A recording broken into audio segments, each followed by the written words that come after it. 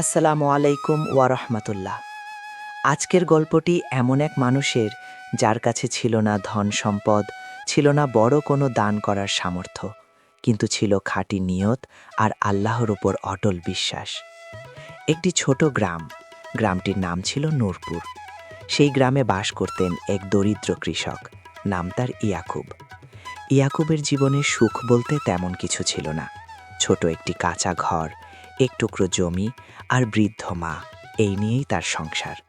প্রতিদিন সকাল থেকে সন্ধ্যা পর্যন্ত মাঠে কাজ করেও তার রোজগার হতো খুব সামান্য। অনেকদিন এমনও গেছে রাতে একবেলা খেয়েই ঘুমাতে হয়েছে। তবুও ইয়াকুব কখনো অভিযোগ করতেন না। তিনি সবসময় বলতেন, আল্লাহ যা দেন তাতেই বরকত আছে। একদিন সন্ধ্যাবেলা ইয়াকুব সেদিন কাজ করে বাড়ি ফিরেছেন ক্লান্ত শরীরে। ঘরে ঢুকে দেখলেন আজ খাবার বলতে মাত্র এক টুকরো রুটি। এই রুটিটুকুই ছিল তার আর তার মায়ের রাতের খাবার। ঠিক তখনই বাইরে থেকে ভেসে এলো মাগরিবের আজান। আজানের শব্দে তার মনটা কেমন যেন নরম হয়ে গেল।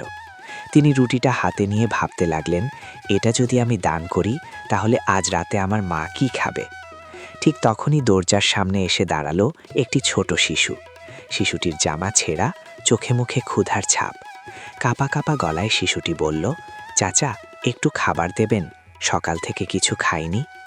ইয়াকুবের বুকের ভেতরটা মোচড় দিয়ে উঠল। একদিকে মায়ের মুখ, অন্যদিকে ক্ষুধার্ত শিশুটির চোখ। তিনি কিছুক্ষণ চুপ করে দাঁড়িয়ে রইলেন। এটা ছিল তার জীবনের সবচেয়ে বড় পরীক্ষা। হঠাৎ ইয়াকুব আকাশের দিকে তাকালেন, চোখে পানি চলে এলো। তিনি মনে মনে বললেন, হে আল্লাহ, তুমি তো রিজিকের মালিক, আজ যদি আমি দেই তুমিই তো আমাকে ফেরত দিতে পারো। এরপর তিনি ধীরে ধীরে তার হাতের শেষ রুটিটুকু শিশুটির হাতে তুলে দিলেন। শিশুটি অবাক হয়ে তাকিয়ে রইল, তার চোখে আনন্দের জল। সে বলল, আল্লাহ আপনাকে ভালো রাখুক চাচা।